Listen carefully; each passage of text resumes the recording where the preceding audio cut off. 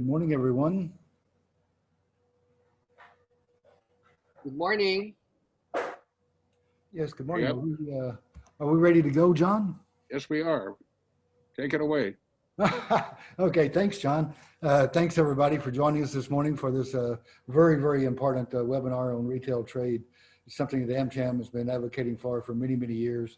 And I think there's a lot of misconceptions, a lot of myths about the fact of retail trade in the Philippines, and it's going to hurt the sorry shops, etc. And I'm hoping that we can lay aside and put to rest some of those myths today and some of those misconceptions. I do like to say immediately a big shout out to our favorite Congresswoman, Congresswoman Stella Kimbo. Thanks for joining us today, Stella. Appreciate it. And of course to USAID and the team there with our Respond organization. And of course to John Forbes and the AmCham team that makes this happen. I will say that we have 140 to 150 people expected to join us today. We have a good contingency from the press. Normally AmCham meetings are not covered by the press, so you can speak off of whatever you want to say. But today we do have, obviously, for a great representation by the press. We really appreciate their participation in this meeting today. We do know that you have a choice of what you can do and how you can spend your Friday mornings. So it's quite an honor to have you join us today at AmCham for this very important meeting. So welcome to our meeting today. And with that, I'll turn it back over to John Forbes.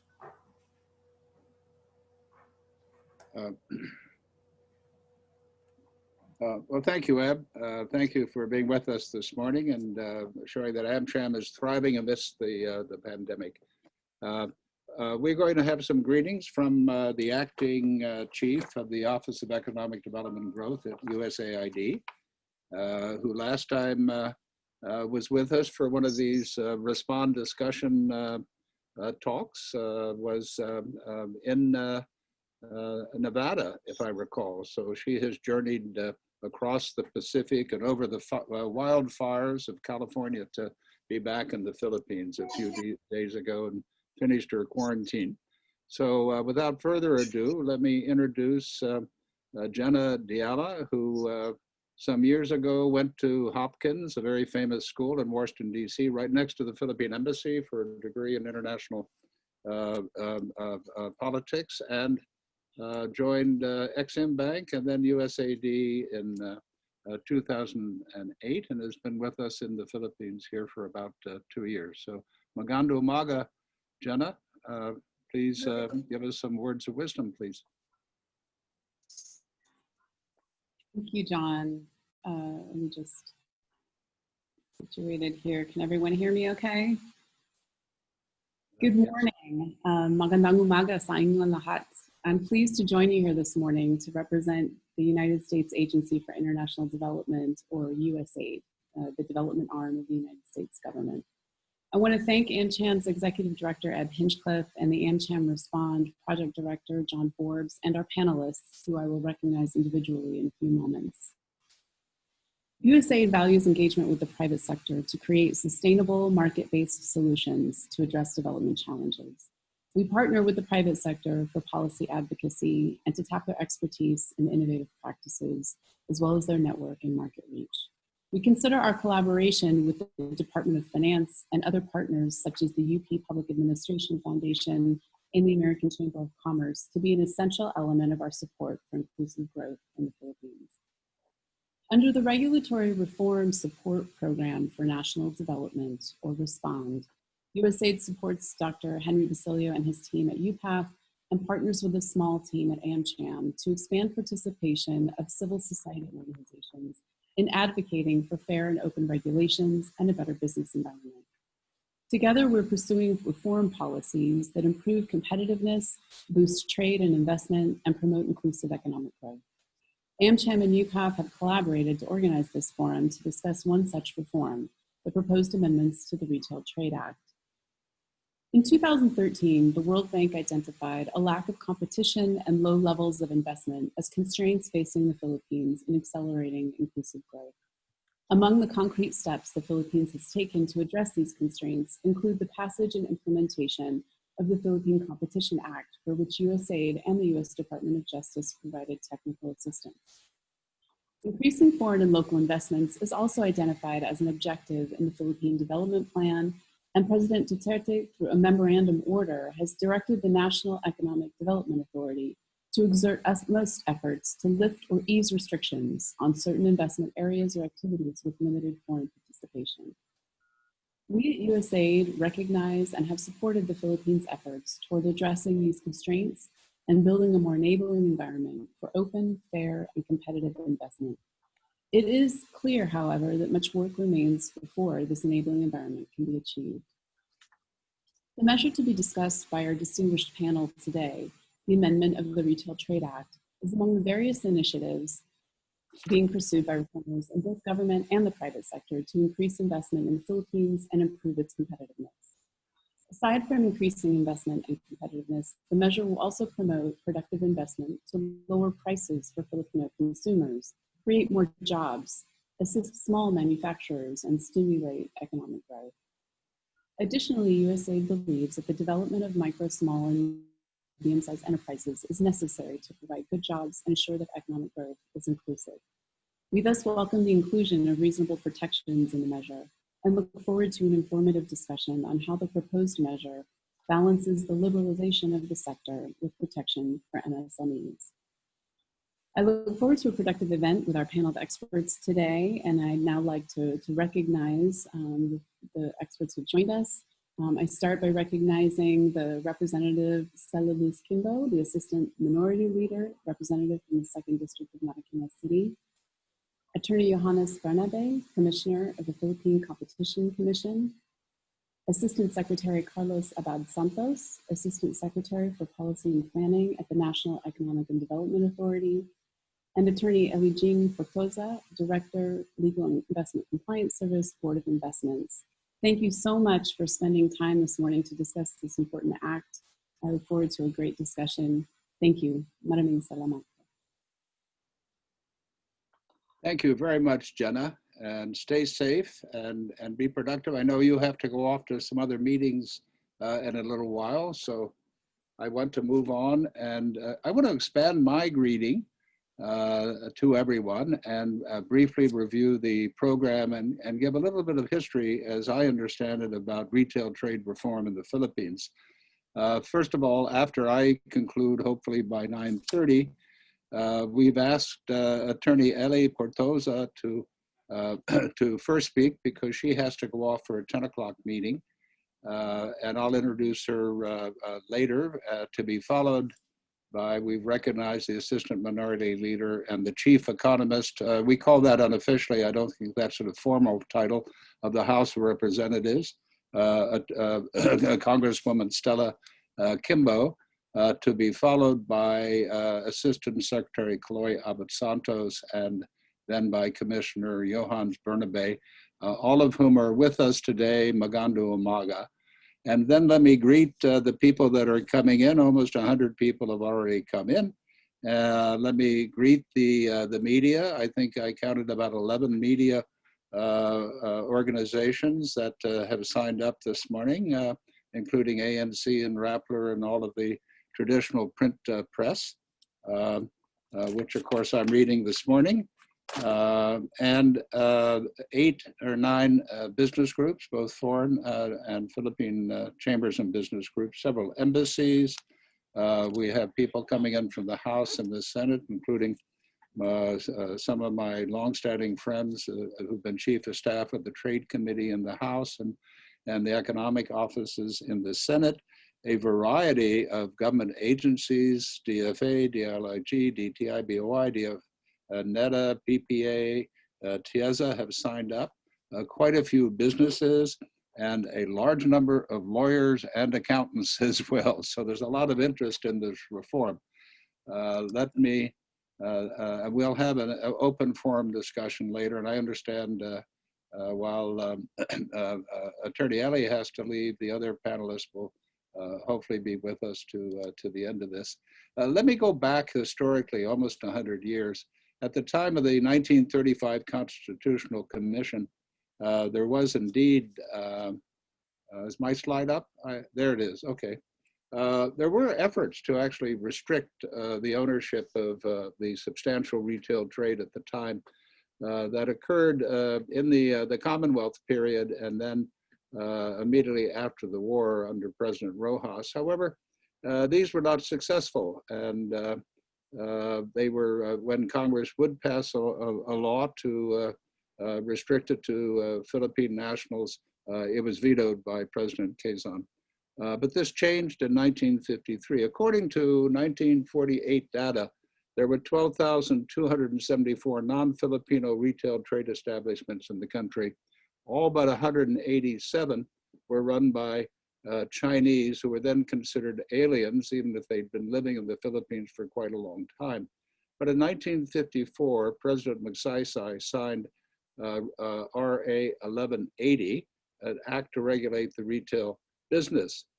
So this basically restricted the very large and substantial retail trade sector throughout the Philippines to Philippine nationals, and required non-Filipinos who owned and in fact dominated the retail trade sector to eventually divest of their ownership over a period of 10 years, or lose it through death or retirement, and even their heirs had to divest it within 6 years of the owner's death.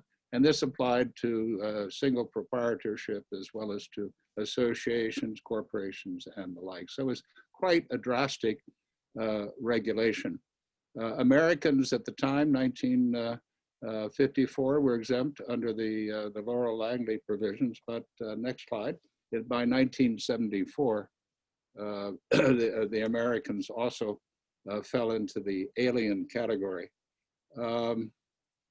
I should also note that there was rather strict punishment of fines up to 5,000 pesos and jail time if you violated the law. And those punishments have actually stayed on in the subsequent laws in 2000 and even in the drafts that are before the 18th Congress today. So there was a constitutional decision that a Supreme Court decision in 1955 that sustained the restrictions or reserving retail trade sector to Filipinos. Next slide. Oh. And there were some slight amendments under Marcos by a decree in 1975. Next slide. Now, what happened between 74 and 2000 was that the aliens basically became naturalized.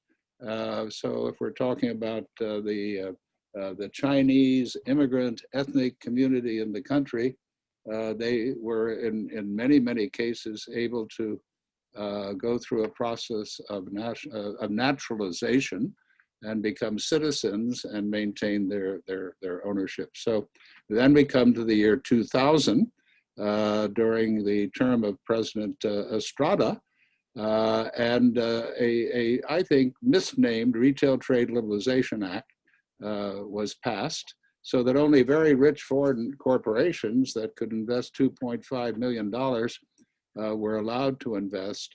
And there were quite a few conditions and restrictions that basically were barriers to trade, what we call the non-tariff barriers or the behind the borders barriers.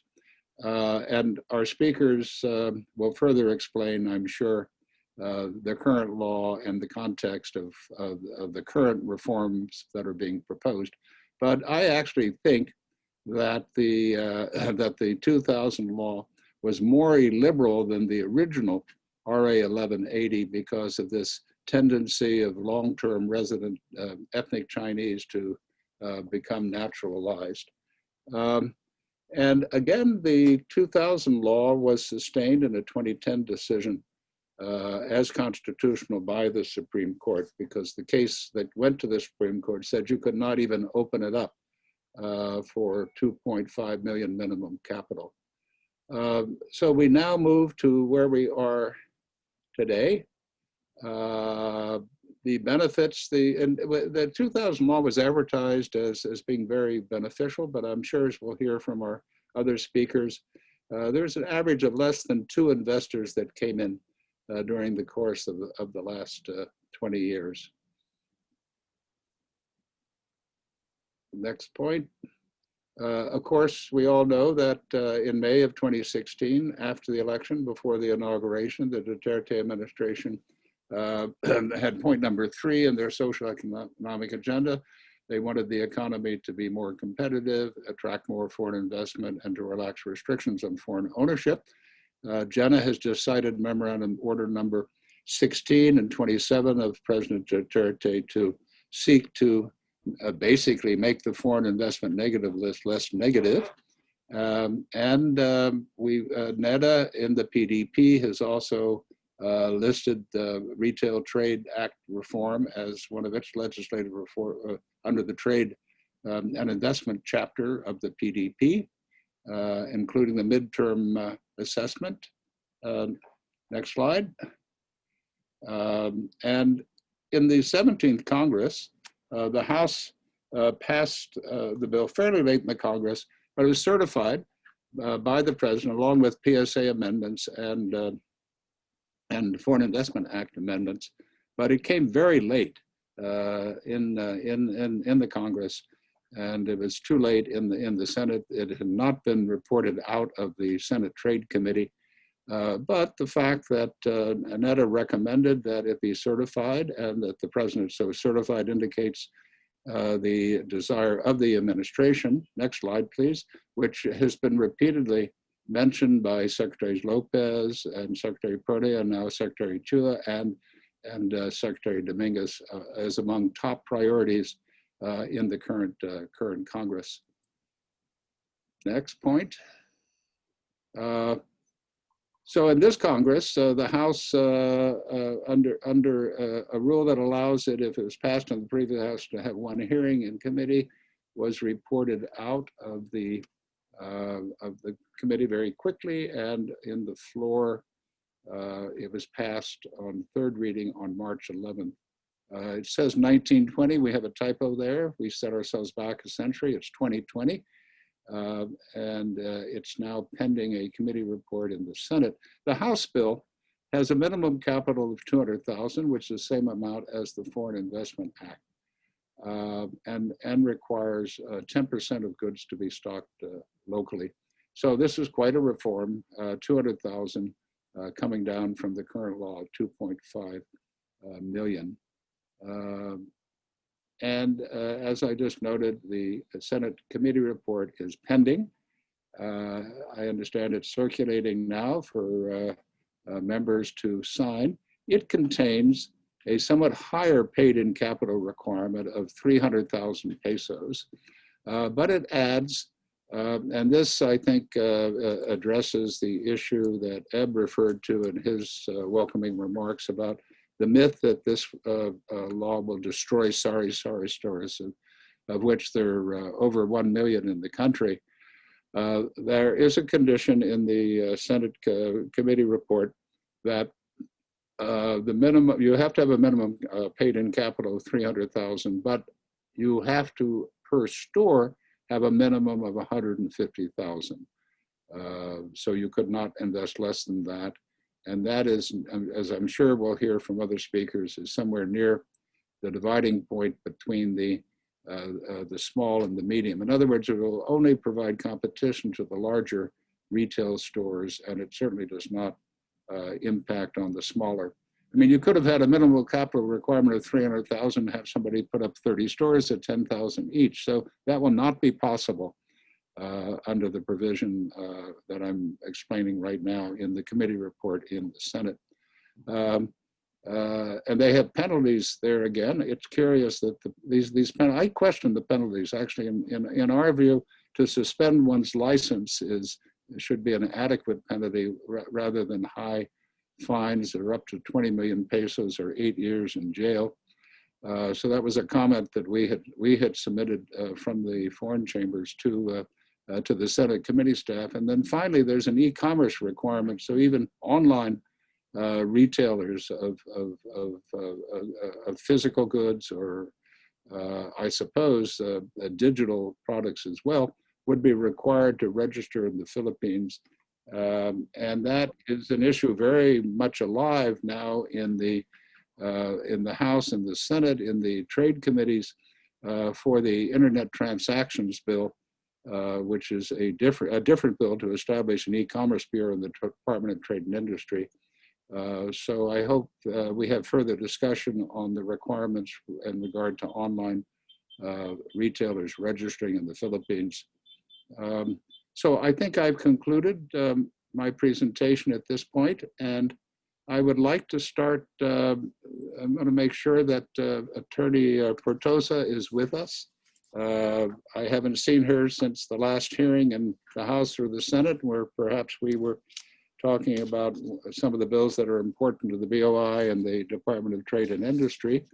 Are you with us, Attorney Portosa, who is the Director of the Legal and Investment Compliance Service of the Board of Investments? And I've sort of watched her or interacted with her over a decade, because she's been serving in, on legislative issues, and even is working on foreign trade agreements. And we're always hoping that we'd have a negotiation with the United States with USTR, but that hasn't happened yet.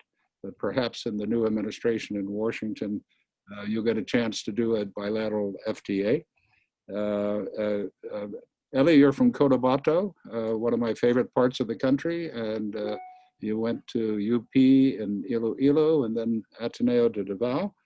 And I'd like to welcome you to this program this morning. Oh, it's quite.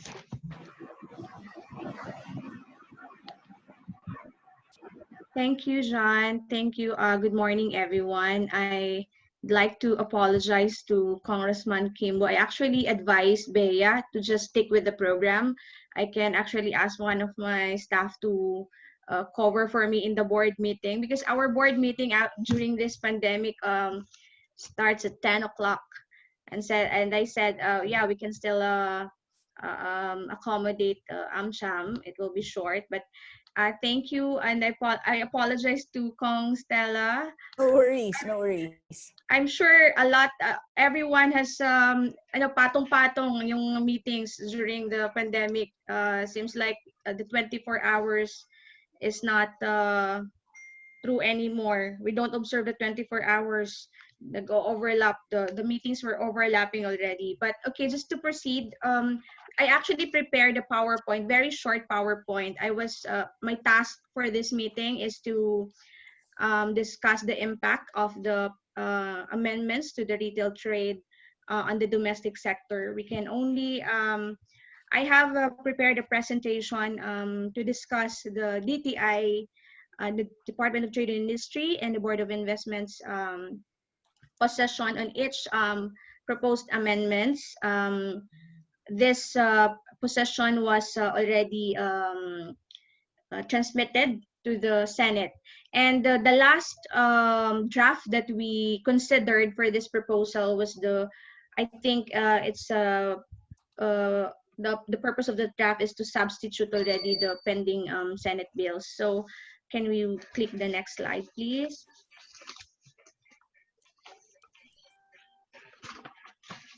So we have the House Bill 59.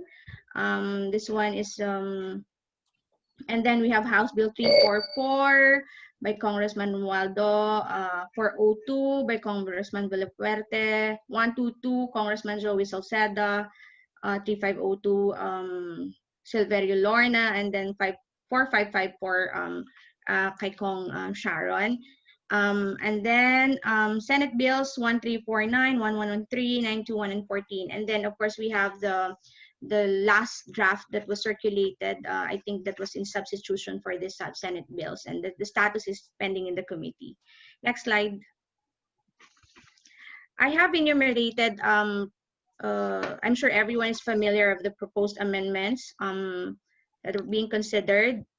So there's a proposal to include retail e-commerce, reduction of the minimum paid up capital requirement from 2.5 million to 300,000 US dollars, retention of the reciprocity requirement, removal of the pre-qualification requirement, employment requirement of at least 50% Filipino employees of the total workforce, reduction of the minimum investment requirement per store branch from 830 $830,000 US dollars to $150,000 US dollars. And there's also a provision there for the review of the minimum paid up capital requirement every 5 years by DTI, SEC, BSP, and NEDA. So for the first proposal, inclusion of retail e-commerce, well, basically there is a proposed amendment in the definition of retail trade to cover retailing done through the internet or other electronic means. And then there's also a proposal there for the regulation of retail e-commerce platform operator. And then, of course, the retail e-commerce there was defined, which is engaging in retail trade via the internet or other information network. So the DTI position here, the DTI BI's position here is that we actually support that. In fact, right now we are implementing. We have the board has adopted a policy requiring also those that are engaging in retail to secure board approval for them to be able to engage in retail trade online. And then for that purpose, the 830,000 USD investment requirement per store is being applied, which would go to the warehouse that's being maintained for the retailers that they maintain for the goods for purposes of the online retailing. So that's being implemented now. So this law, this proposal in Senate would cover that already by proposing these amendments in the definition and providing definitions. So we support that amendment. However, on the retail e-commerce platform operator, because there's going to be penalty. I think the online platform operator that are not engaged in retailing will have an obligation to somehow police those retailers that they will accredit or that will use their platform.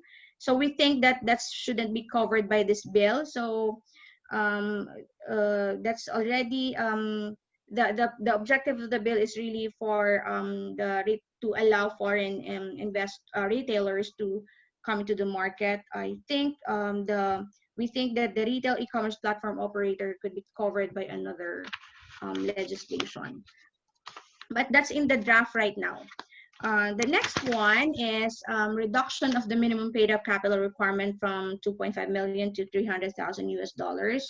The DTI actually originally proposed 500,000 US dollars, but in the Senate, we already agreed to lowering it to 300,000 US dollars. So this is actually equivalent to around 15 million pesos. So protecting the micro and small. So John earlier mentioned about the sari-sari stores, the local stores. So we somehow, because we have to balance also, we want foreign retailers to come in for several reasons. But at the same time, we have a market, we have businesses that to protect. So to balance that, we agreed to the 300,000 US dollars to cover medium enterprises and above. Okay, for the retention of the reciprocity requirement, this is very important, noting that we have already removed the pre-qualification requirement. So under the current law, the Board of Investments is doing the pre-qualification. So a foreign retailer will not be able to engage or register with SEC unless it secures a pre-qualification with the Board of Investment. So that's where we check whether the foreign retailer has actually reached or has complied with the minimum requirement of paid up capital. So, but now in the current proposal, this will be removed. So that's basically in support of the ease of doing business processes of the government. That's what we're doing, we're trying to eliminate layers in the processes to also unburden our foreign investors. So we have to retain the reciprocity requirement. So if we allow them, then our our retailers should also be allowed to do business the same way that we allow them. So that's a very reasonable requirement. The next one is employment requirement of at least 50% Filipino employees of the total workforce. Actually, this one, the DTI position on this is we think that this is um, this is a could be taken as a burden also, noting that operation of retail stores will just hold on, let me just check my while this is a very good proposal, but I think we more of deferred to Congress to determine. I'm sure the objective here is to make sure also that when that of course you won't be having some it depends no if the activity would require technical expertise such that there is no Filipino can actually do that, then non-Philippine national could be employed, and we have existing rules or laws covering such. But for retailing, this is a proposal from the Senate. I think this is the first time that I saw this. And with me here is Attorney Olimpo. So later on, if I will be allowed to leave already, he will be also ready to answer some questions. But for this one, for the employment for Filipino, we basically generally defer to the Congress on their determination for this proposal. The next one is reduction of the minimum investment requirement per store branch from 830 to 150,000. Our position here is that we also maintain the 830,000. Sorry, that it is to lower it to 300,000 US dollars and not 150, for the same reason that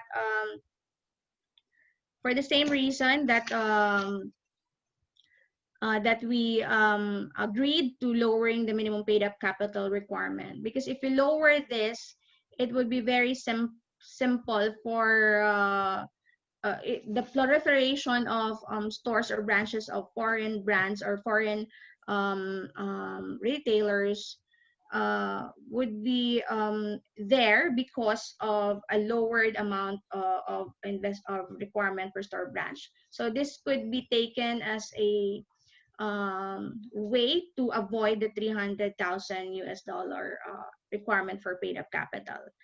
So it might defeat also the objective of lowering the minimum paid up capital for from 2.5 to 300,000. So to be consistent, our proposal is to have also the minimum investment requirement per store of 300,000 US dollars. Then the next one, I think, hold on. I think I saw one query on the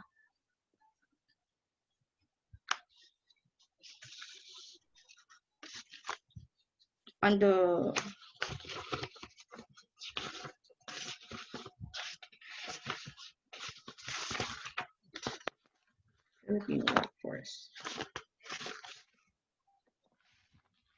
Yes, I just have to answer this one just to clarify that is it at least 50% Filipino employees of the total workforce in the country, correct, and not globally. This is from Shell Cruz. Yeah, the current text basically reads, the foreign retailer shall maintain a workforce of at least 50% Filipino employees. So I think this is pertaining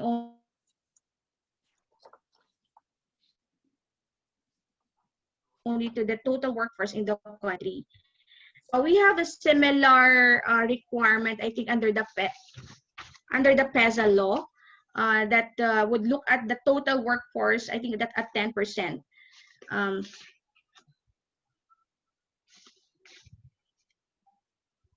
Hello.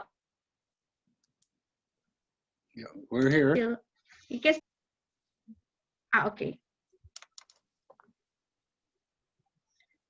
But I think in this case, it pertains to the foreign retailer, not the entire country. But we can make a clarification with the Senate on this one.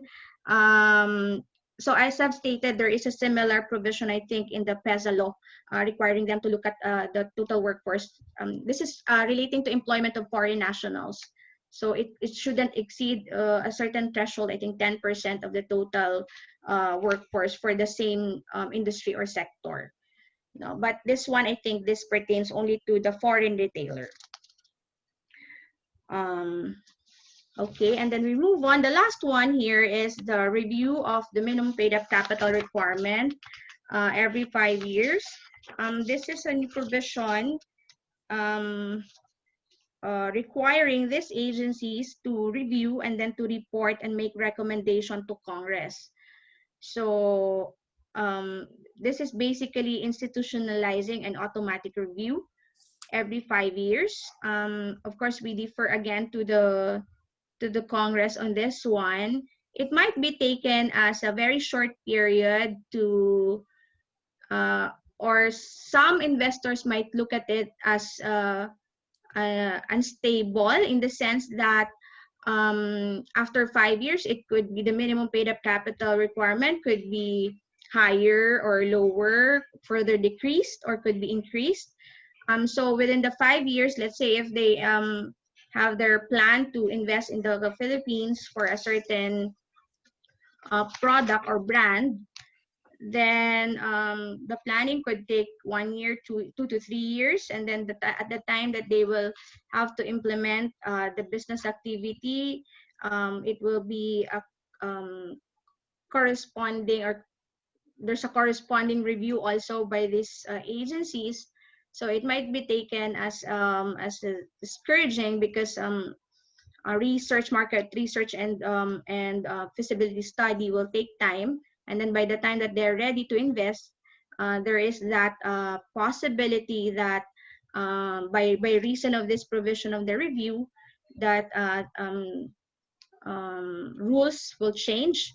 So, but of course, we support the review, the institutionalization of the review mechanism for the paid up capital, but just on the period, whether it's too short for us to do. So I think these are the highlights of the proposed amendments and the DTI BOI position that was submitted to Senate for consideration. Basically, compared to other countries, John earlier presented a very good background on this issue. And then comparing with our ASEAN neighbors, I think they have already liberalized their retail trade sector, such as Singapore and Vietnam. So our proposed, this move now is a very good timing also for us to do. Well, notably during the pandemic, we have received several requests for, or there are a lot of companies. I can only speak of BOI registered enterprises because my department handles the compliance. So we have received several requests for suspension of operation because of the pandemic, or a deferment of their incentives. But I think for retail, we received several pre-qualifications. So it means that our retailing sector did not stop at all. They're continually doing their investments, and even opening up of branches. We've received several requests also for opening of branches from retail. And then of course the online retailing is that's very timely now. So we have also received several requests for approval for them to engage in online retailing. So so with this and along with this proposed changes, then we can see that retail trade would be the retailing sector would be very good for them moving forward. So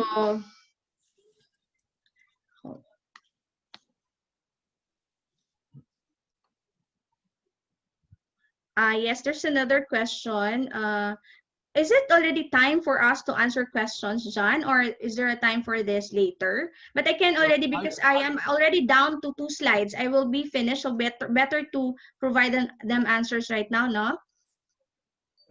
I think we should delay because we're Okay. trying to do 15 per. Oh, yeah. Okay. Later. But we can always come back to you later by All email. right. Okay, so next slide, please. I think I'm already done. These are just very generic um, statements. Go ahead and click the next slide, please. So challenges, of course, the capability of our local retailers to face foreign competition that's mentioned earlier. So we try to address that with 300,000 USD to maintain to also preserve our micro and small industries. Balancing the production of high quality goods and competitive pricing. Yeah, there's going to be a challenge to that. The high level of competition might discourage entry of new players in the market. So these are just the challenges that we envision. Next slide, please. But the opportunities will somehow balance that, because we'll be able to encourage production of high quality products at a competitive price that's very good for consumers. They'll have options, more diversified sources of goods, increased flow of capital into the country, because here we can see opportunities for joint ventures between foreign retailers and our local retailers or our local investors. And then transfer of technology or sound business practices. So I should end at this point, John. Thank you very much. And let me thank you very much for joining us this morning. And I know your colleague will stay on with us to the end of the discussion. And as you go into the BOI board meeting, please greet Undersecretary Rodolfo and the governors of the board from AmCham. Thank you. Yes, thank you. Thank so you. Let's give some applause to Attorney Perdosa. You can hear.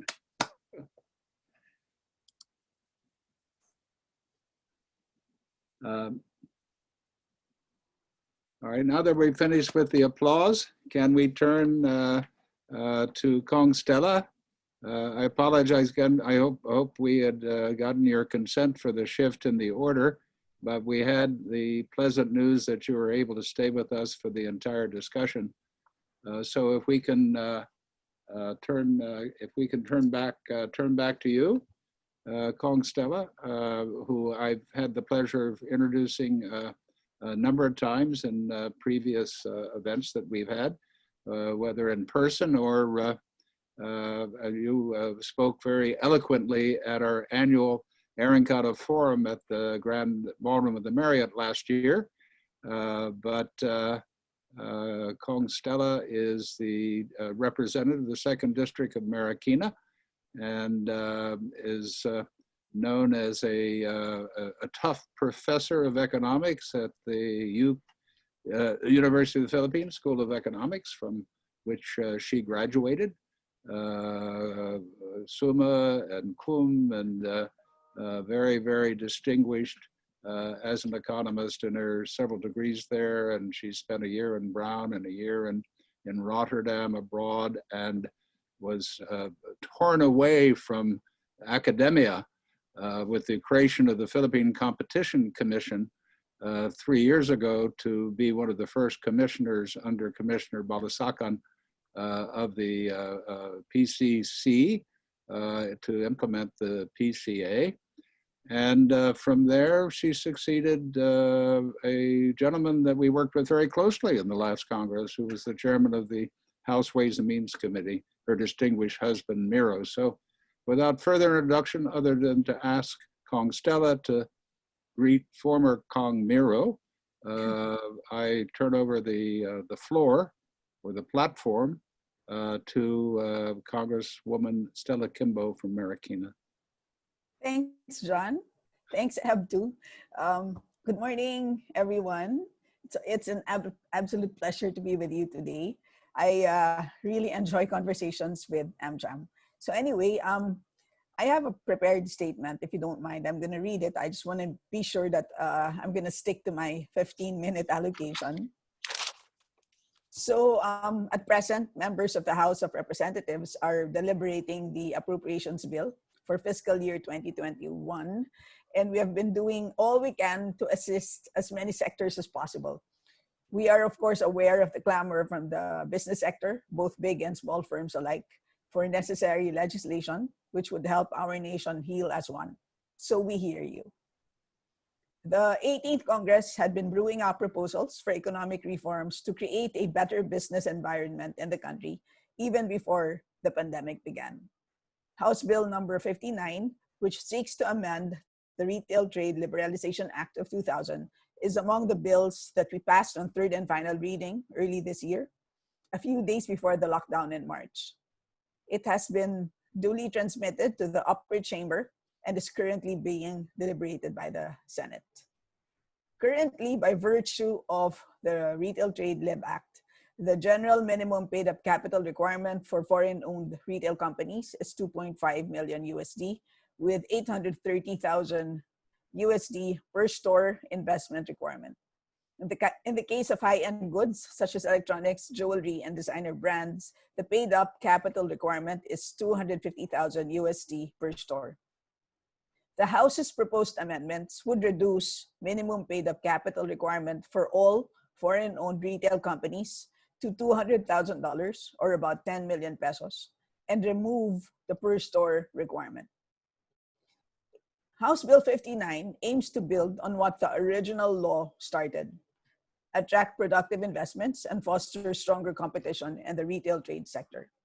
Historically, we have seen the benefits of liberalization in various sectors, including shipping, air transport, oil, and energy. But this has become even more crucial under the veil of COVID-19. This law will be key as we start the path towards economic recovery.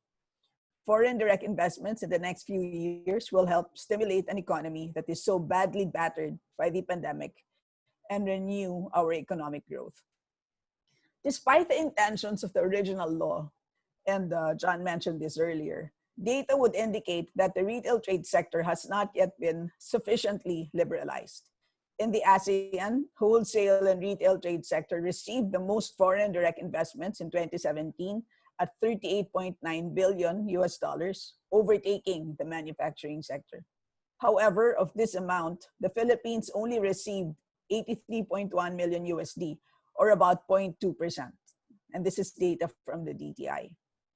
Employment effects also appear limited. According to the Joint Foreign Chamber, from the law's enactment in 2000 to 2019, only a total of 43 foreign retail investments have been recorded by the DTI, creating only around 22,000 jobs. As we can see, due to existing restrictions, we have lost out on valuable investments to our ASEAN neighbors.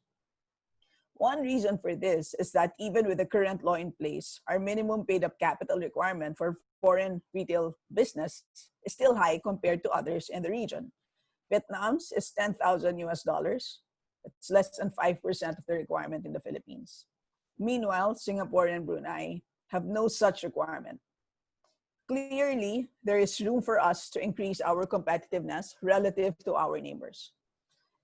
Given that we may be losing out on some of our ASEAN neighbors who are doing better in terms of controlling the COVID situation, at least amending the Retail Trade Liberalization Act so entry barriers are reduced could put the Philippines in a better position to compete for foreign investments.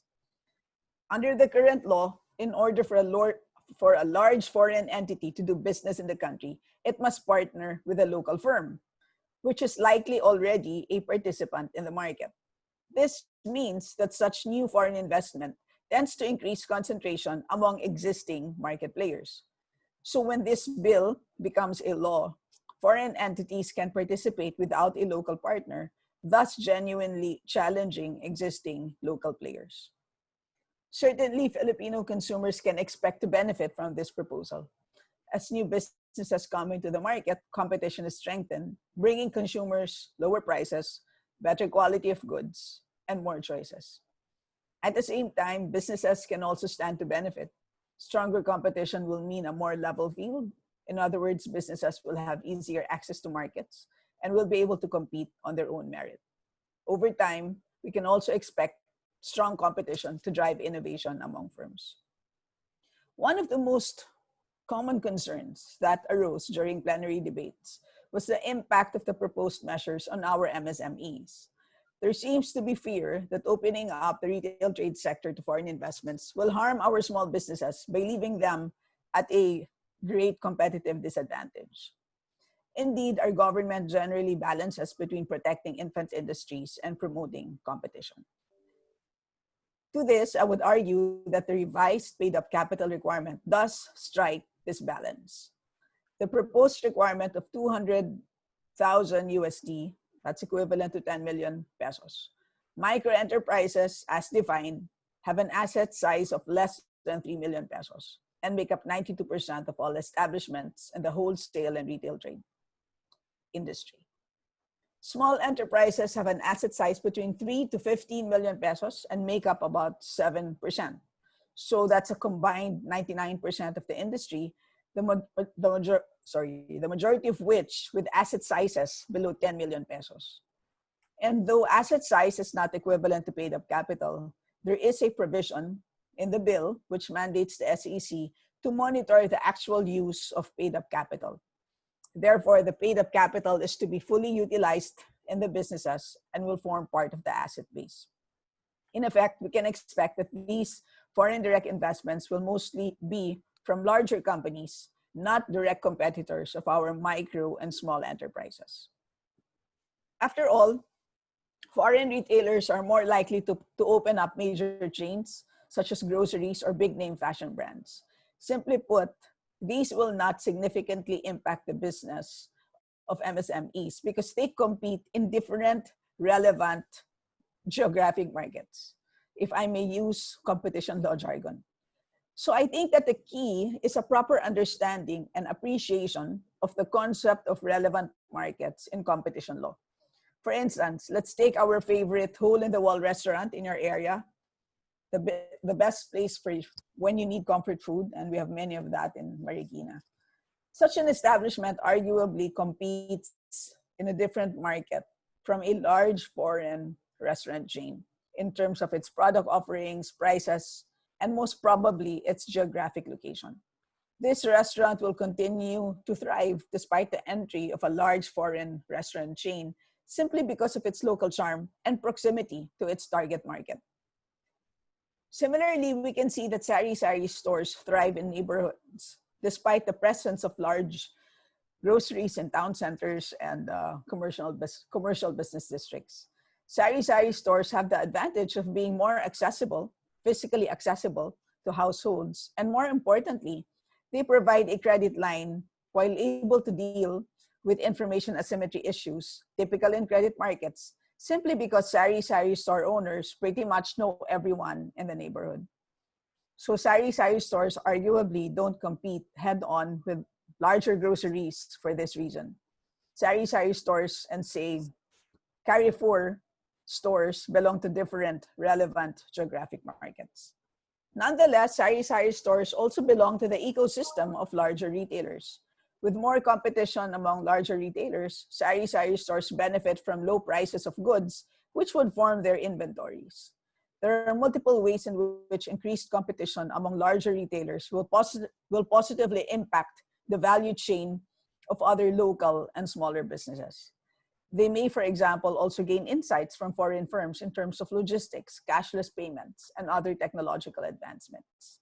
Hence, overall, I say that this measure is both pro-competition and pro-small.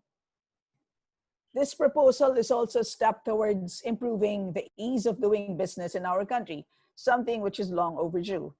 In the Ease of Doing Business report of 2020, the Philippines ranked 95th overall, again outshone by our ASEAN neighbors. Singapore, for example, ranked 2, Malaysia is 12th, Thailand is 21st, Vietnam is the 70th, Indonesia 73rd. So we need to do more to encourage those who aspire to start businesses, particularly now in a time that's calling for new ideas and innovation. So again, based on all of these, I do hope for the timely approval of the Retail Trade Liberalization Act amendments. This measure will be both beneficial for businesses and consumers. Attracting foreign investors does not mean turning our back to Filipino brands and goods. In fact, more foreign direct investment will, in many ways, also improve business operations for local businesses. In the longer term, they can help stimulate economic growth, which we can all take part in. So thank you. Maraming salamat po.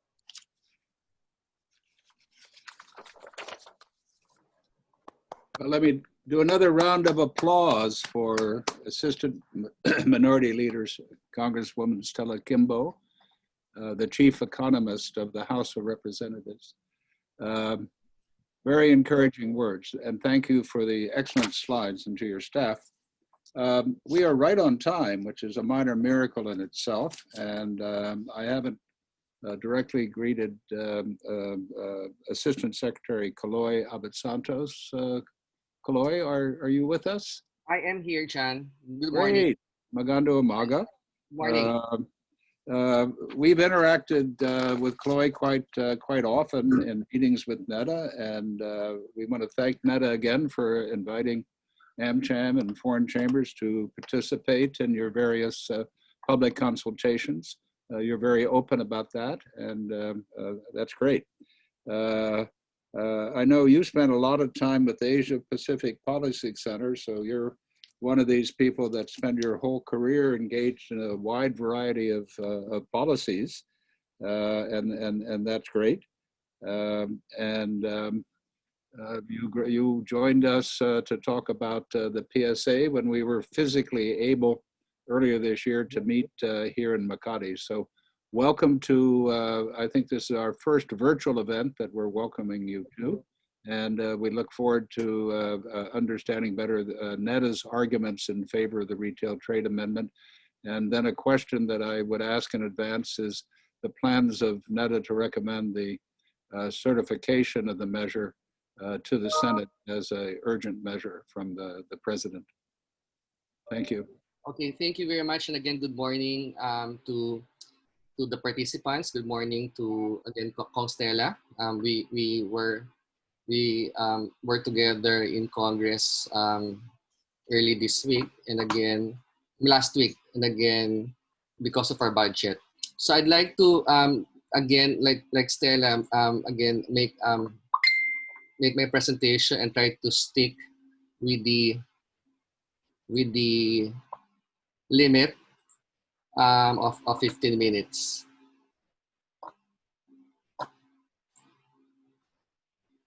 So I was asked to discuss liberalization of the retail trade sector and foreign investments. And again, I have four points in my presentation. And I'd like to start with RA 8762 and the Philippines retail trade sector.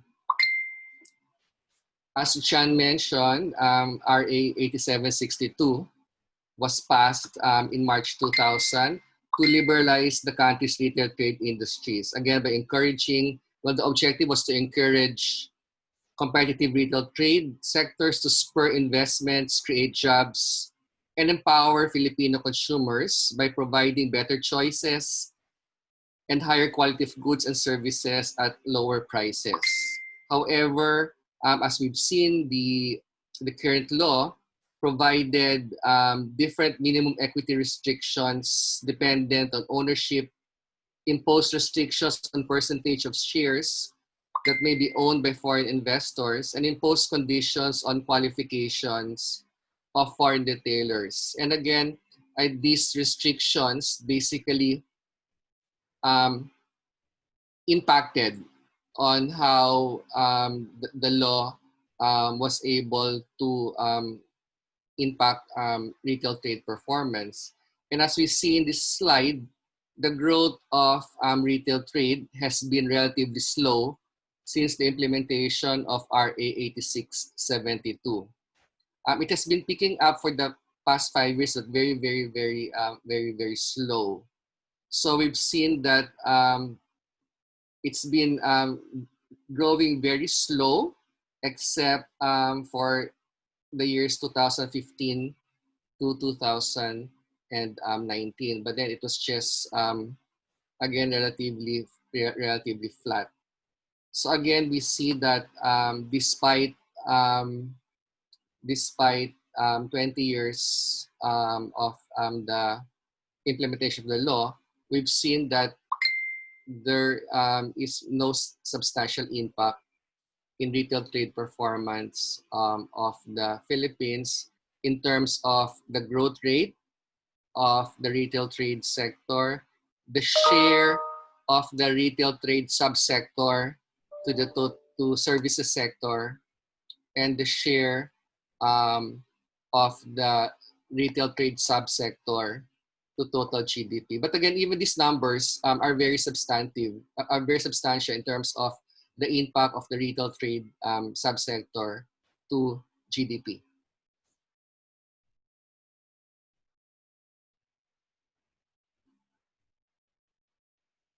And again, we've seen that I'm not only because of the law, and only 22 foreign retailer firms have been pre-qualified since 2000. And so it's probably an average of one firm per year.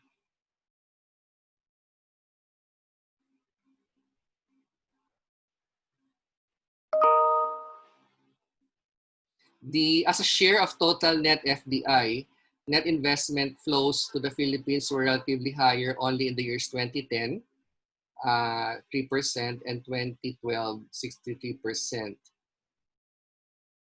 Overall, the share of wholesale and retail services to foreign direct investment in the services sector as well as total FDI have been erratic for the period of 2005 to 2019, peaking in 2012, but again, nosediving in the following year.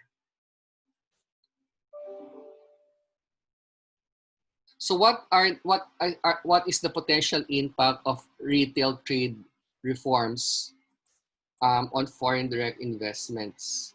First, studies reveal that implementation of retail trade liberalization policies related to foreign ownership leads to better FDI position for a country. The liberalization of the Indian retail sector to foreign ownership, licensing, and incentives, which eventually resulted to allowing up to 100% foreign ownership in single brand and up to 51% ownership for multi-brands, so the flow of FDI to the retail trade sector increased heavily between 2000 and 2010 by 1.8 billion US dollars. Examples include inflows of FDI to Vietnam has been on steady increase since the late 1980s, when Vietnam, as Pong Stella mentioned earlier, when Vietnam relaxed laws on foreign investments and opened up the market to foreign investors to as much as 100% in the wholesale and trade distribution services, banking sector, financial services, and telecommunication.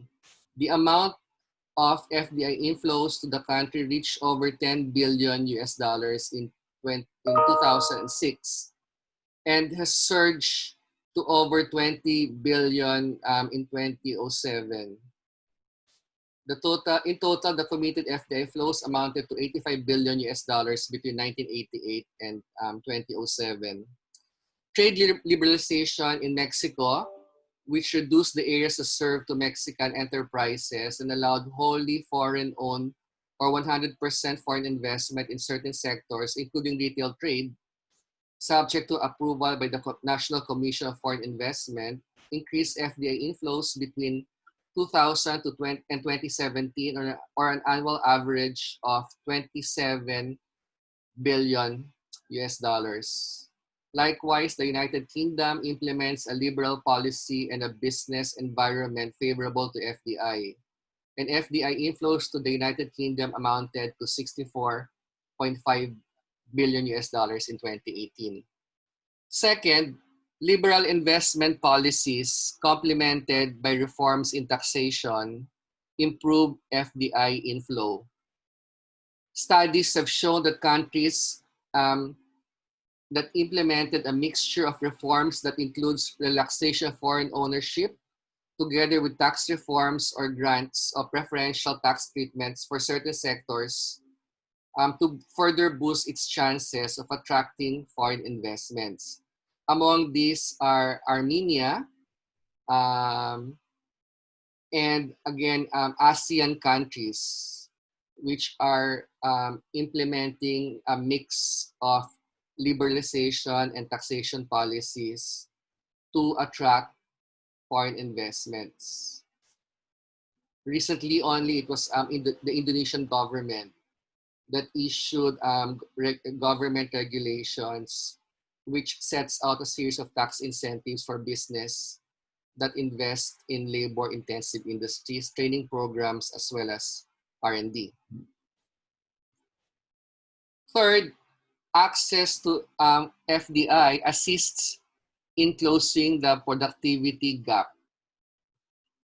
Organized retailers that have easier access to FDIs compared to less efficient traditional and unorganized retailers are able to close the productivity gap better than domestic retail industry, which may be performing inefficiently and with limited capital. The distribution sector attracts the most investment as a result of the liberalization of retail services. Downstream suppliers like agriculture and transportation, and upstream sectors like manufacturing that have important backward and forward linkages with the distribution sector will benefit from the liberalization as well. And fourth, liberalization and increased FDI resulted in better choices for consumers and increased competition. Again, this was elaborated very succinctly by Kong Stella. And again, we see the impacts in terms of competition. And I'm also, Kong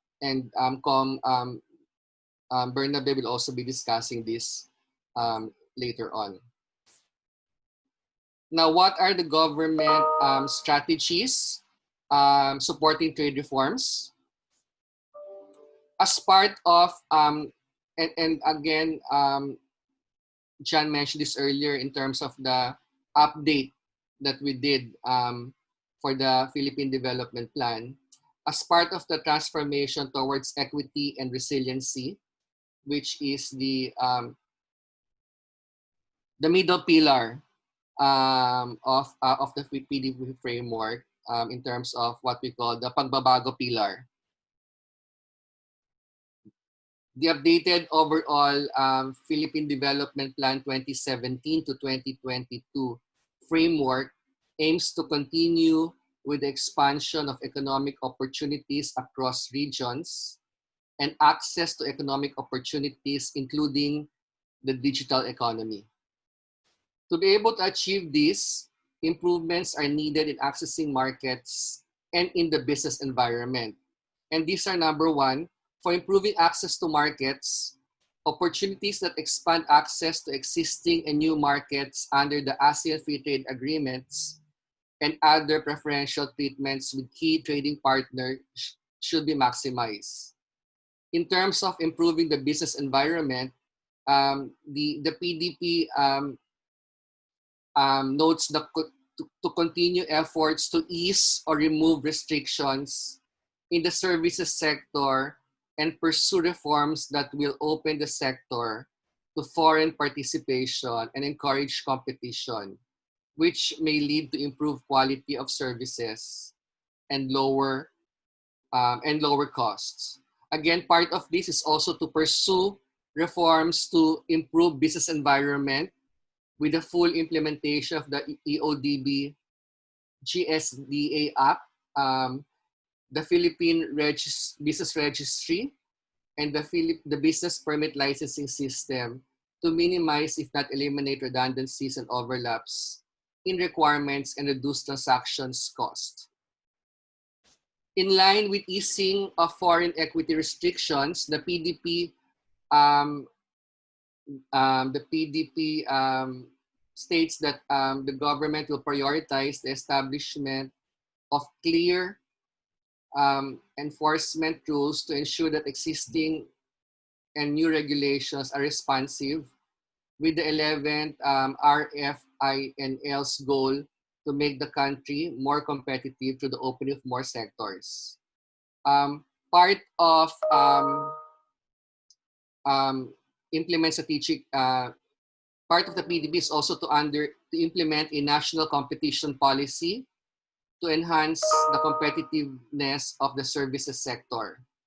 And two other interventions in the PDP is one is to undertake regulatory impact assessment of all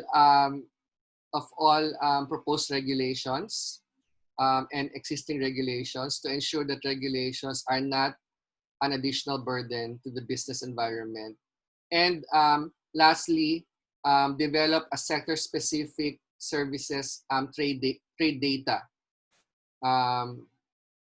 base to include indices to measure the country's services regulatory environment.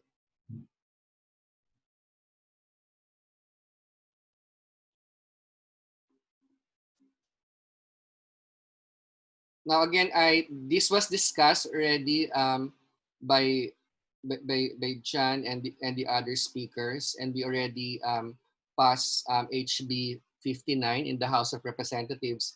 I'd like to point out that we'd like to thank the House of Representatives because among our priority bills, most of them have been passed in the House. We talk about the Public Service Act, the Foreign Investment Act, the Retail Trade Act, CREATE, FIST, and the guide bills have all been passed in the House of Representatives. And again, it's in the Senate that again we have to engage and hope that all of these reforms will be passed by the House of Representatives. Again, these are the proposed amendments, which was discussed earlier. And this is AMNEDA's stand in terms of the proposed amendments. We support the proposed amendments. And again, this is among what we call the big three priority bills that we have in order to, again, ease foreign restrictions. The Foreign Investment Act, the Public Service Act, and the Retail Trade amendments. As we said, as discussed earlier, the EDC recommendation was for a minimum paid up capital of 500,000, which is higher than the amount. However, again, either way, we will support either the 200,000 or 300,000. What we would propose also is to delete the definition of the high-end and luxury goods and the provision on the task of the CTRM or the Committee on Trade and Related Matters to formulate and regularly update a list of foreign retailers of the high-end or luxury goods. Because again, this is I think category D in the Retail Trade Act in RA 8762. And again, this is like an exemption that instead of 2.5 million, if you are a high-end and luxury goods retailer, the requirement is only 250,000 US dollars. But if we're lowering already the threshold to 200 or 200 or 300,000, there's no need to have a separate provision of again processing, approving, and monitoring this category because we basically already removed all of the categories. In fact, I think one issue we have here in the CTRM is that we've had a lot of applications of foreign retailers that say that they are luxury good and high ends. And again, sometimes it goes to a hair splitting in terms of the definition of high-end luxury goods. So we have retailers there that say that we are retailing luxury goods, and then it becomes an issue in terms of the definition. So if we lower the threshold, then that solves the issue of again CTRM processing and update and monitoring high-end and luxury good retailer. Again, thank you very much, and we look forward to deliberations in the Senate for this reform. Thank you very much. Good. Let me thank Asek Kaloy and again offer this virtual round of applause for his presentation. And to move on to our last presenter and then to the open forum. And I see we have at least 4 questions pending, although in looking at the questions, I think some of them may not be answerable until the IRRs on an enacted bill are actually drafted. But we'll get on to the questions later. Let me welcome from the Philippine Competition Commission, Commissioner Johanns Burnaby, who was one of the first commissioners appointed, along with our previous speaker, Congresswoman Kimbo, in 2016 by President Aquino when the commission was organized. And in a way, it's still in its infancy, and it's in the process of maturing, establishing and training and enlarging staff, and dealing with various issues.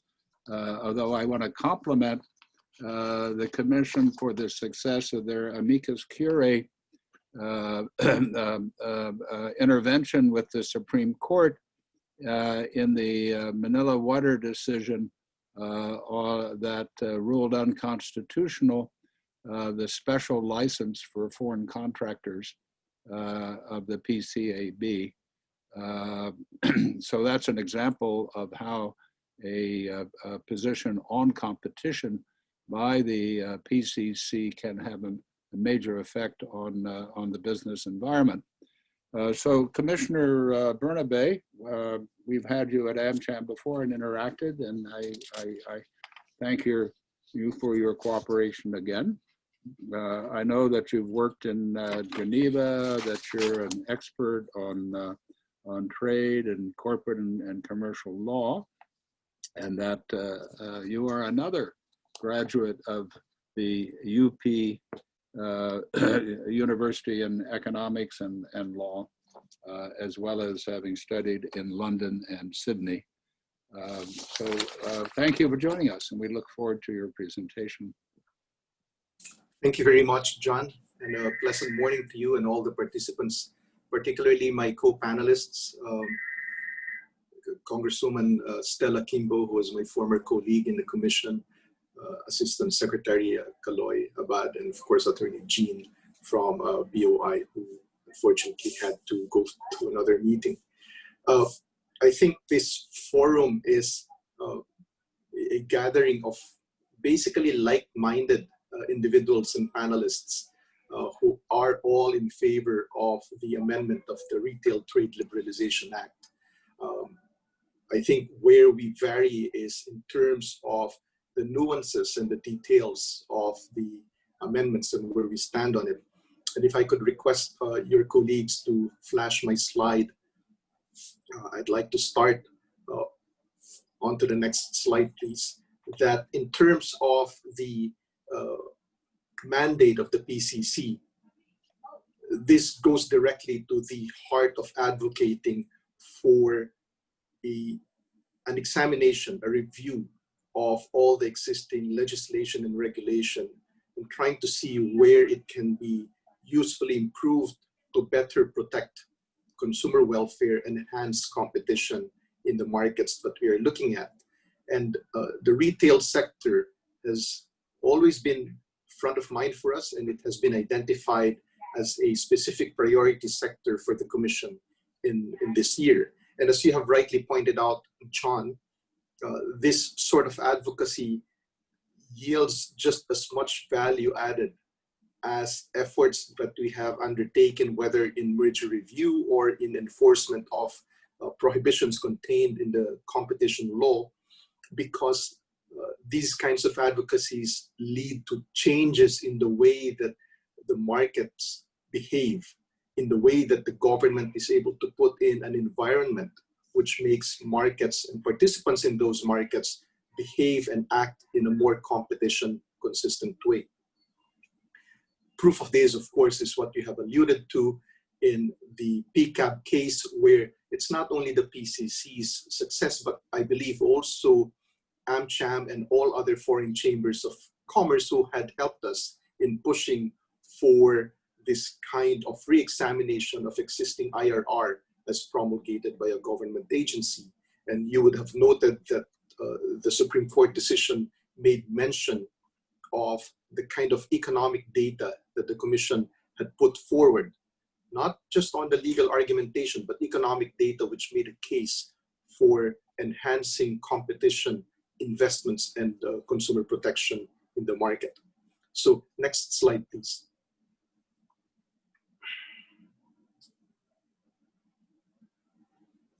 I think it's known to all of us that there are definite benefits to consumers and domestic retailers with the opening up of the retail trade sector.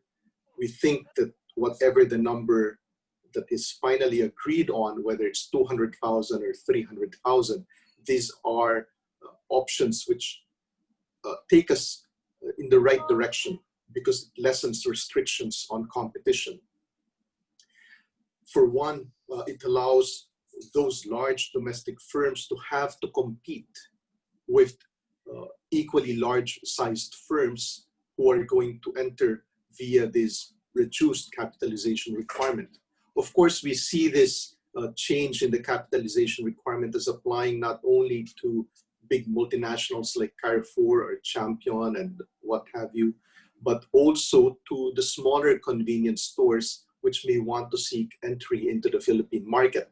And for that reason, we think that the agreed or whatever is agreed as a minimum capitalization requirement should apply to both individual stores as well as to the larger firms which seek to compete with dominant incumbents.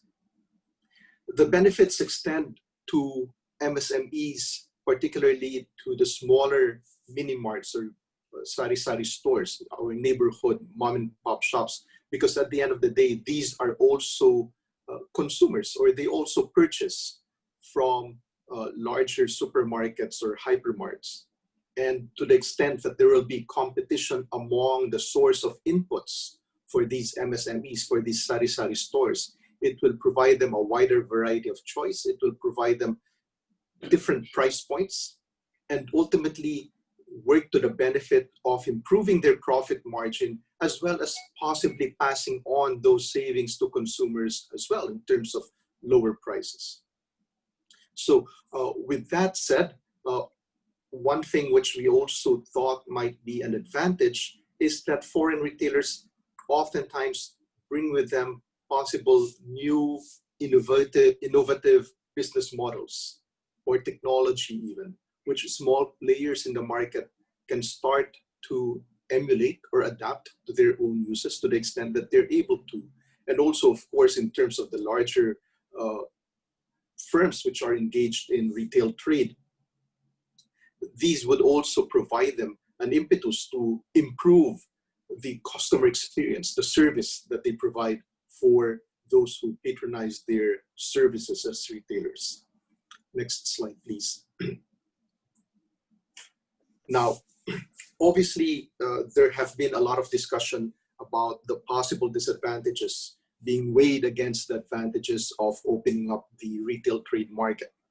And obviously, one sticking point is how it will affect the sari-sari stores, the MSMEs who provide the neighborhood needs for goods which have to be purchased on demand. Commissioner Stella, Congressman Stella, I'm glad to note, still has a very solid grasp of the concept of relevant market, and she has very adequately explained that. If I may just add, based on the merger review we had undertaken when Robinsons acquired Grostan Supermarket, we did go through an exercise of identifying the different categories and trying to find out what really are the relevant markets in the retail trade industry. The caveat, of course, is that a lot of it is case dependent, a lot of it is dependent on geography, where you are actually located. But suffice it to say that the large supermarkets, the hypermarts, are a distinct market separate from MSMEs, the local sari-sari stores. If you look at what might be direct competitors for MSMEs, it has been identified that yes, sari-sari stores are probably the outlets, the entities which may arguably belong to the same relevant market. If you look at the numbers, sari-sari stores or traditional stores still have a share of about 70% of total sales according to Kantar. And these convenience stores, the 7-Elevens, the mini stops, you may verify this again with the data provided by Kantar and Nielsen, but they only have about 6 or 7% of the total shares in the market. Now, notwithstanding that, the question is, will foreign retailers through local convenience stores start to encroach on the market share? Will they ultimately disenfranchise these local sari-sari stores? Well, again, bearing in mind that there are distinctions that can be made between buyer pattern, consumer pattern, when they go to these sari-sari stores, which is on the basis of the study we did during the merger review, about 5 to 6 times per week, as opposed to convenience stores, which are more in the nature of impulse buying, or when the local sari-sari store does not have the kind of produce or item that the consumer needs, then that's the time when they go to a convenience store if one is reasonably near where they are residing. So there is that element which has to be borne in mind when thinking of whether or not there will actually be an encroachment, a definite easing out of local sari-sari stores because of possible foreign entry into this distinct niche of convenience stores. When you look at the distinctions that can be made, one begins to think that maybe it is not so clear that these convenience stores will actually be substitutable for sari-sari stores. You know, there are differences in the way that consumers, as I already described, behave in terms of sari-sari stores vis-a-vis convenience stores, in terms of the kind of supply side substitutability between operators of convenience stores and local sari-sari stores. Again, there's not that degree of substitutability. You cannot assume, for instance, that someone who will invest in local convenience stores will try to target and have the same kind of inventory as the local sari-sari stores. So there are distinctions that one may argue make for a differentiation between sari-sari stores and convenience stores, which makes the notion that the convenience stores, the foreign retailers going into that niche market, will necessarily ease out sari-sari stores. That notion, that theory, is probably something which is not distinctly proven at this point. So the question now is, are we supposed to bar all sorts of foreign investments in the retail trade sector based on unproven theoreticals about how our local sari-sari stores will be eased out? If that case is to be made, it has to be made on the basis of sound, robust empirical evidence. So the other thing that we wanted to flag is in terms of the distinctions or the kind of characterization and moves towards how we treat online merchants. If we are going to look at online merchants, are they in the same market? Are they in the same relevant market as local sari-sari stores? It may be that they belong to different markets, but if we are going to, for instance, go with the notion that they are different, why now are we going to treat them in a similar manner? If, for instance, the aim is to safeguard the viability of local sari-sari store retailers, the increase in online retail activity we have seen, particularly in this quarantine situation, does not seem to make the argument that capitalization requirements will adequately safeguard those interests of sari-sari store owners. In fact, it only creates an uneven treatment between those traditional brick and mortar providers versus those which are engaged in online retailing. Now, there's also a proposal in the bills for some kind of similar requirement for online merchants, which would seem to cure this discriminatory treatment. But then the question is, how do you enforce that requirement? If foreign retailers who do not have a presence in the Philippines are going to be required to have minimum capitalization requirement, suppose they don't comply with that, how are you going to enforce that and say that you can't market online in the Philippines because you don't have that kind of minimum capitalization requirement? It seems that it may be a pipe dream to think that those kinds of regulatory requirements are enforceable given our limited reach in terms of monitoring and policing capability. Next slide, please. Rather than having these fairly high capitalization requirements that are in place, Assistant Secretary Caloy, I think, has made a very good point that flanking measures might be an even more important or more effective way to support local MSMEs. Less competition restrictive support in terms of easing the regulatory permit requirements, in terms of improving access to credit, enhancing the ability of the MSMEs to partake of improvements in technology, reducing high electricity costs, and providing for a stronger linkage between the manufacturing and supply base and those which are in the supply sector, the retail trade sector. And certainly, I would not advocate among these measures requiring reciprocity. If we need investments in a particular sector, why make those investments dependent on the ability of other markets to be open to our own investments as well? It doesn't seem logical from that standpoint to argue for reciprocity. Next slide, please.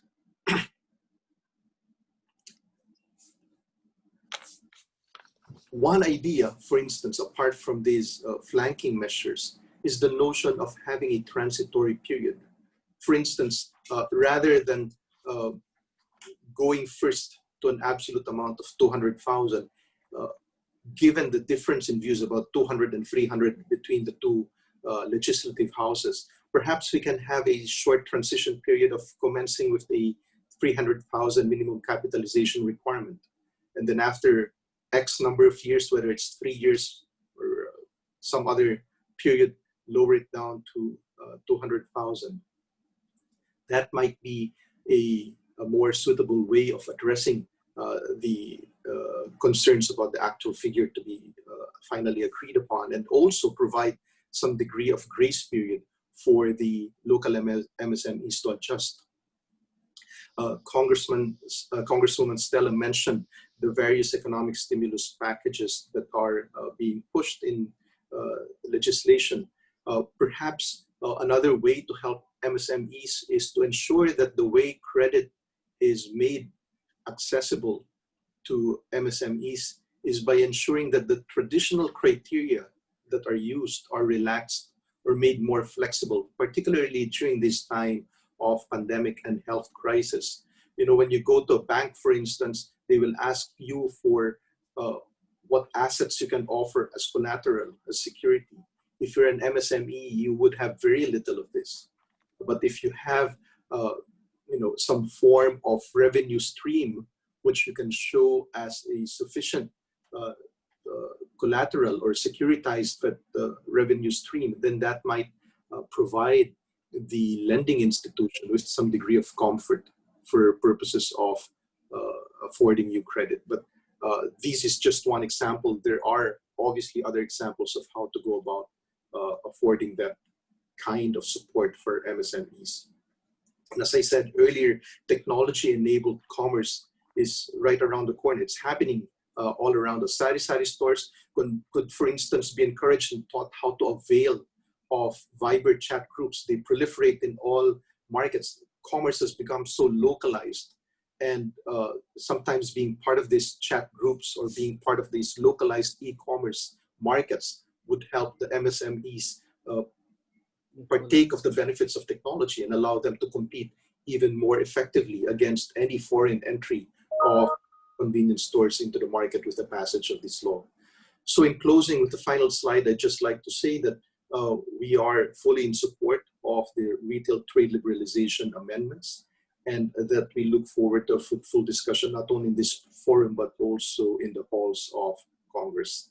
Thank you.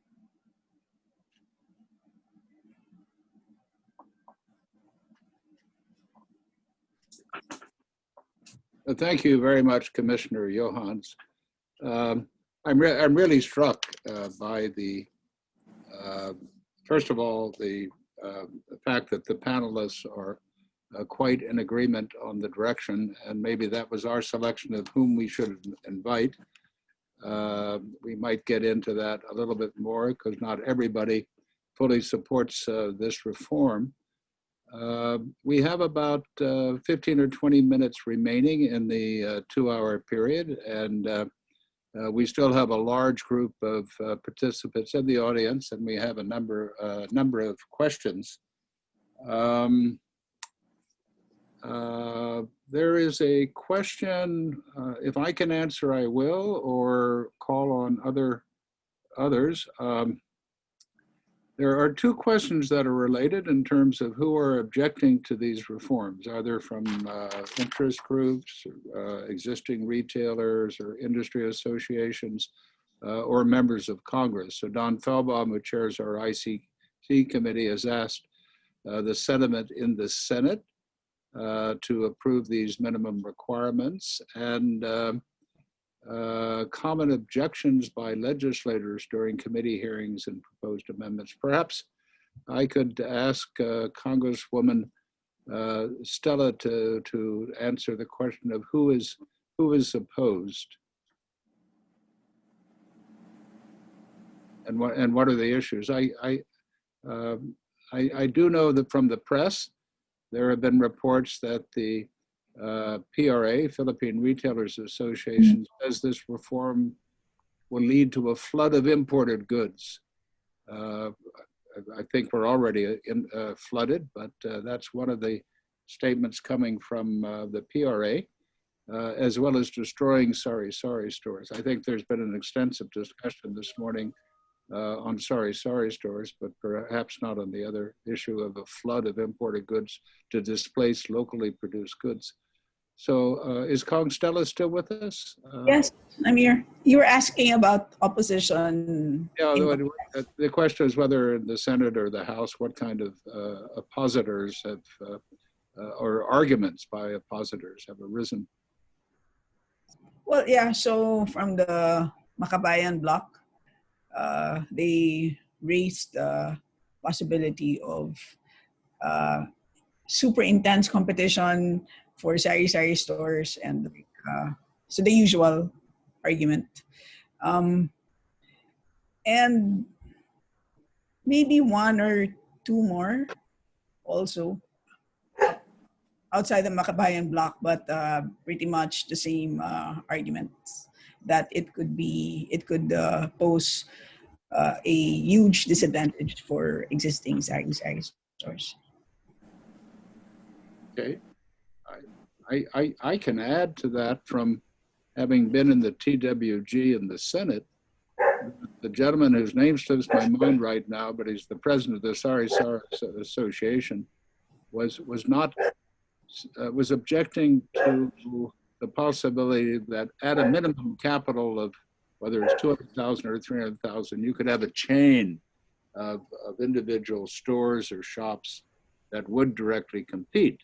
But if the per store limit that is proposed in the Senate bill is retained at 150, or if it were applied to the House bill of 200,000 at 100,000, that would certainly protect the Sari stores. Do the panelists agree with that question or comment?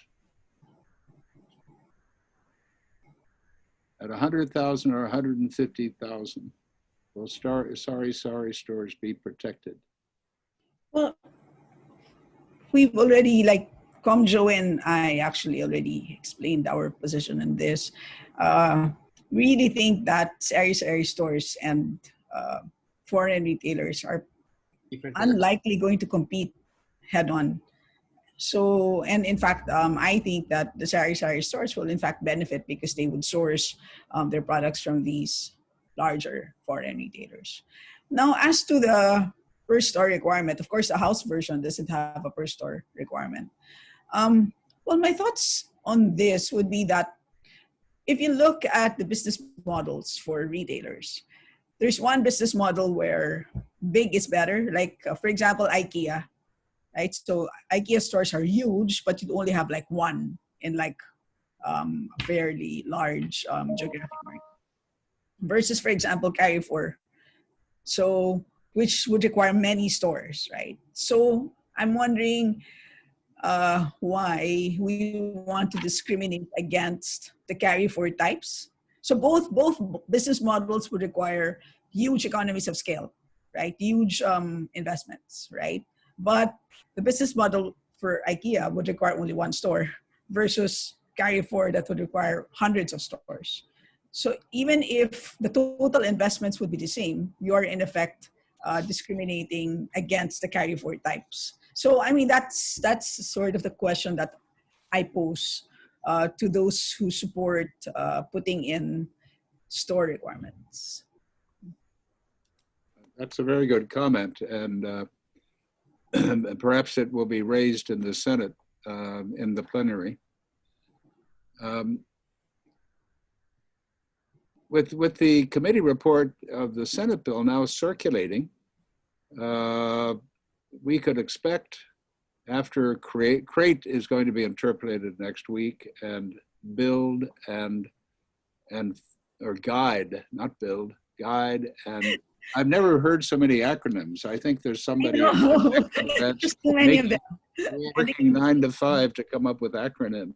But anyway, they're easy to remember at least, and sometimes quite stimulating by themselves. So those are the plus some other tax reforms. So I would think that, well, the budget is always a major preoccupation, but I'm wondering what are the chances, particularly if there's a certification, that this bill could be completed before Christmas. I think that's the commitment that the Senate gave when we were deliberating the Bayanihan 2 bill. I mean, because some provisions of FIST and guide were in the House version of Bayanihan 2.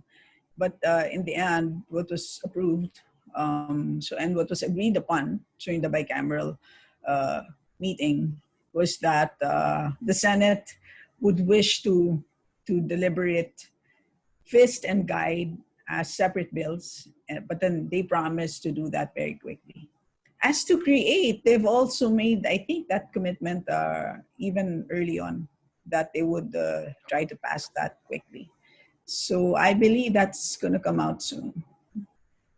No, I agree with you on crate. In fact, we expect there's a new substitute bill, an expansion of the substitute bill that is delayed this week. They've added 4 or 5 pages. We haven't seen the draft, but we could indeed have the substitute bill in session on Sunday afternoon. I was thinking more of getting retail trade. With the committee report being finalized, there should be time for the Senate plenary. I guess when they resume, they have about a month when they come back in mid-November. They recess from mid-October to mid-November, and then they're back for 4 or 5 weeks for Christmas. So hopefully they can do that, and then you could have an interesting BICAM. But I earlier was trying to put ASEC Kaloy on the spot about doing the certification again. I guess we thought it was logical that if the president certified the bill in the 17th Congress, that the paperwork would be accomplished equally in the 18th Congress. Am I correct on that, ASEC Kaloy? Yes, but I think what we probably would do is to it might go into, since we are going to launch the PDP update and get the NEDA board to approve it, and they have a legislative agenda. So actually that becomes the universe of the priorities, and then basically LEDAC will again deliberate on this, and then make a shorter list, and then combine that priority list of LEDAC with the SONA list of the president, and then actually again ask the president and submit it to the president. So 2 things, we could have these 3 bills again certify as urgent, that's one, or not, make it part of the process of LEDAC priority, and then SONA getting this very short priority list and asking the president to endorse that. So there are 2 options. But again, we know how persistent AmCham can be with our principals. Again, I mean, either way, I think that there are 2 options. So Okay. Well, we certainly want to be supportive. Yeah, and John, if I may add, I mean, even we really have a very packed schedule in Congress. I mean, meaning despite having all of these pre-plenary budget briefings, we still have committee hearings. So it's because Zoom allows that to happen. Precisely. So I don't think the budget process will get in the way of the approvals of these 3 bills. Yeah, it does. Well, we have quite a few questions. I know I said earlier some of the questions, I'm not sure the panelists can see all these questions. Some I think are suitable for the IRRs, but there is one coming from Cyril, who is with Lazada. He's asking if the intention of the proposed amendments regarding retail e-commerce for foreign retailers on online platforms to register with the SECTI and to establish a digital physical presence in the Philippines. I'm sorry. Okay, I had to scroll to see the question is it the intention of the proposed amendments regarding retail e-commerce for foreign retailers, sellers on online platforms to register with the SEC and to establish physical presence in the Philippines? That, I guess, would go back to the BOI. I know that Attorney Jean has moved off. Is there anybody from the BOI here? Yes. Yes, Sir John. Hi, how are you? Hi, I'm good. I'm good. Nice to see you again. Regarding this question, I believe it's not the intention to require them to establish physical presence in the country, but rather to require them to register if they seek to establish physical presence in the country. I have a follow-on question. Yes. Have you considered you're limiting the opportunity for a Philippine unicorn? You have Filipino companies that have the potential of starting small and then conquering the world with e-commerce or digital projects, finance, entertainment, whatever. But you wouldn't want them to have the impediment of having to register or be licensed or have a physical presence in all of their potential markets in Africa or North America, et cetera.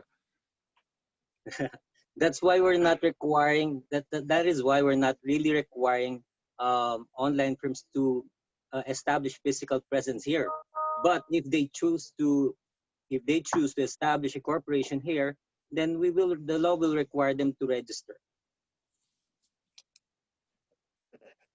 Okay, and I mean, we're talking about Amazon, we're talking about Netflix. I mean, it's very interesting because we have a tax, there's a digital tax law coming out of the House, which basically applies the VAT to these products. But now in the ITA, the Internet Taxation Act, and in the Senate version of retail trade, we're asking for registration. I know this, the secretary in the Senate last week was talking about the need to register and regulate the offshore, and even to block them if necessary from the Philippine public having access to them. So it's an interesting question. I'm sure I know that there will be a future hearing in the House Trade Committee, but I don't know. I guess we're left with wondering whether you even need it in the Retail Trade Act. That you deal with it instead in amending the e-commerce law or in the ITA. Is that a possibility that you might drop this e-commerce provision from section 1 of the draft committee report in the Senate? I believe everything's possible, but still, everything needs to be studied and reviewed further. So this might be left to interpolation in the plenary of the Senate, and then ultimately to the wisdom of the BICAM conferees. So, all right. I think we may have hit the witching hour. Let me commit to try to answer questions myself or refer them as necessary to all of our distinguished panelists. I could make some extensive concluding remarks, or I could ask, Henry, are you still there? Henry Basilio, I never properly recognized earlier to everybody as the chief of party at UPPAF at the University of the Philippines of the Respond Project that AID Jenna Diallo was talking about at the beginning. And I think Henry is getting very interested in technical support through his consultants to various of these digital bills that are going through the Congress in the second year of the current current Congress. This has been very stimulating. I know that we've had excellent panelists that are deeply involved in these reforms. I was inspired by looking at how the retail sector, I'm sure, of Vietnam and Singapore is both the locals and the foreign investors are thriving with very low investment limits. And I'm sure, having lived in both of those countries, that there are many local equivalents of sorry stores that get along with the big chains, etc. I'm not totally convinced that every foreign retailer is going to bring in foreign products. We didn't even talk about restaurants. Certainly restaurants, you might have different menus and recipes, etc., but they're going to stimulate demand for all sorts of local food and help the growth of the Philippine. It's just give us more flavors and more dishes, and we all like to eat out. So I see more foreign restaurant owners coming in and foreign chefs perhaps, but they will certainly hire Filipinos and buy local products. But we have had extremely good presentations, and we had a very good attendance today. And I want to, I don't have the usual AmCham mug or a tie or any particular gift, even a policy brief. I apologize, other than to share my sincere salamat po to all of our panelists today. And we hope to see you in future Zoom meetings, and by next year in person, again in your offices or in our offices or in the Congress. Salamat po, and have a good day and good weekend.